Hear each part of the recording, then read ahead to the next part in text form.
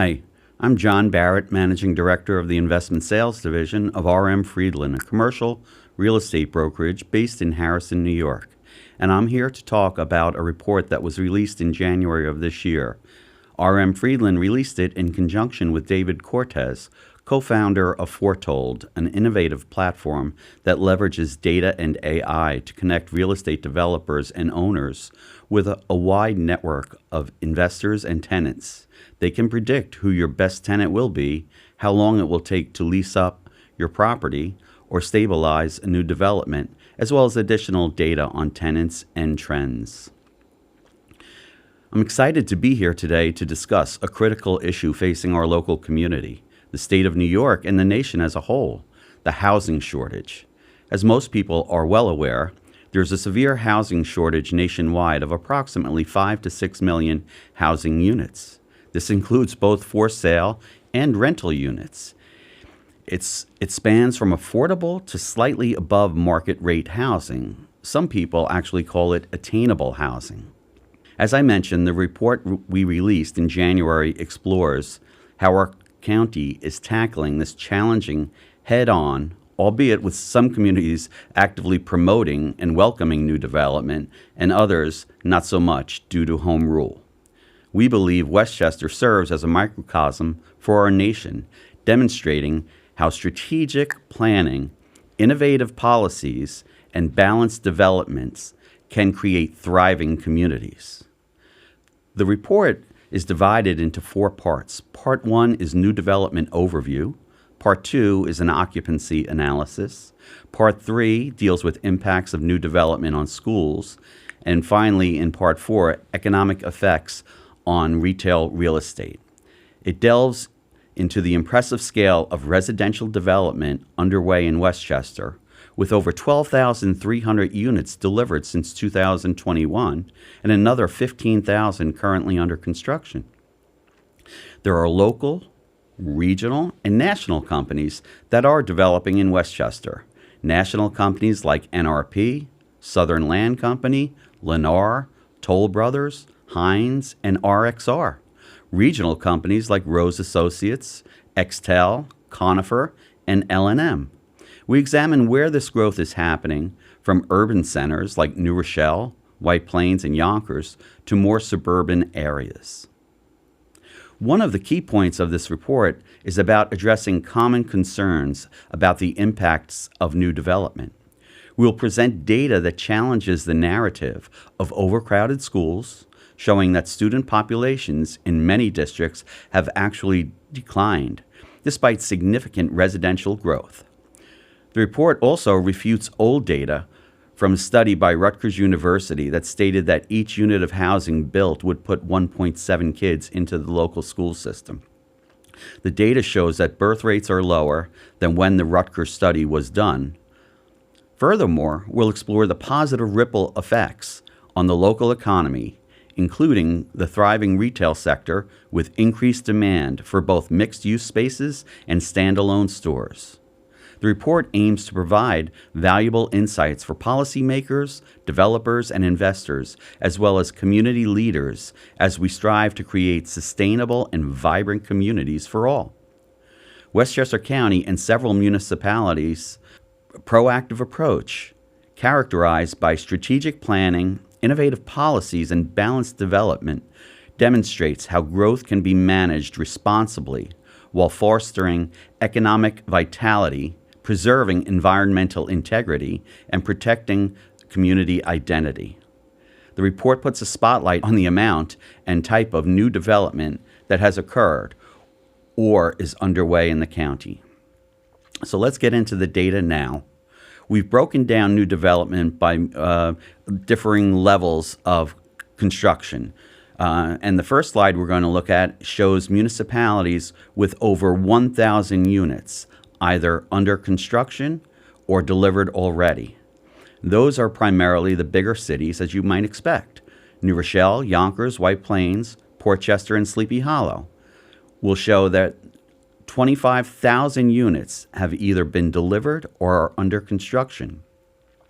The breakdown is almost 10,000 units under construction or recently completed in New Rochelle, 7,500 units in Yonkers, 4,700 units in White Plains, and 1,500 units both in Portchester and Sleepy Hollow.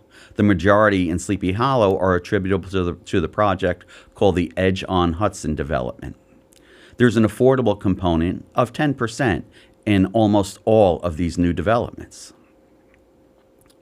We'll then move on and take a look at slide 2, showing slightly smaller development units being built in communities. These communities are showing 100 to 600 units of newly built or under construction housing. Those communities are Mount Vernon, Peekskill, and Harrison, with a total of 1,061 units. The breakdown here shows 480 units in Mount Vernon, 370 units in Peekskill, and 200 plus units in Harrison. It is interesting to look at both sides of the spectrum here and note that Mount Vernon and Peekskill have naturally occurring affordable housing, and Harrison has no affordable housing requirement on many of its projects. When we look at our next slide, we're going to look at communities with less than 100 units delivered or under construction. The pie gets a little bit bigger here as more municipalities accept and welcome smaller projects. We're now talking about 15 different communities, as you can see on the slide, with unit counts varying from 6 to 72 units, and an average number of units approved per project roughly in the 30s. We also note that most of the larger projects in this group have been delivered are for sale, not rental housing units, with sellout values ranging from the $700s to over $1,000 per square foot. So to summarize, the report outlines the scale and pace of development in Westchester across all the municipalities, which is remarkable, with approximately 12,300 residential units delivered since 2021 and an additional 15,000 units under construction.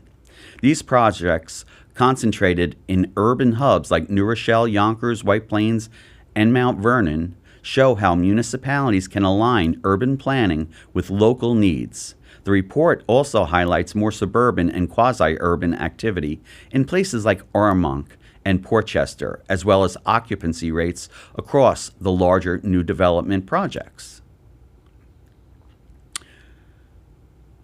So, you might think, with all of this new development, are the new buildings full? It's a good question, and the answer is yes.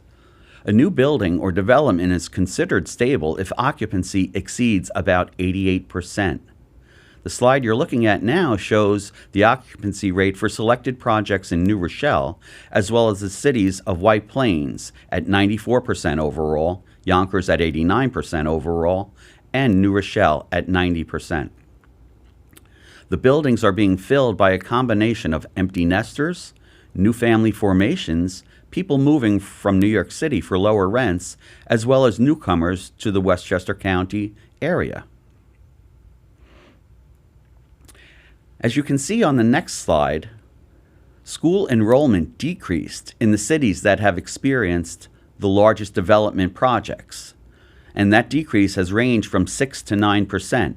Of the 40 school districts we looked at, the data from the New York State Education Department, it shows that enrollment increased in only 4 districts: Ardsley, Dobbs Ferry, Elmsford, and Yorktown Heights, none of which are experiencing development on a large scale. We also talk about the correlation of residential development with an improving retail real estate landscape. The economic impact of this development boom extends beyond housing. Westchester's retail sector has expanded significantly, with positive absorption rates reflecting strong demand for both mixed-use retail spaces and standalone stores.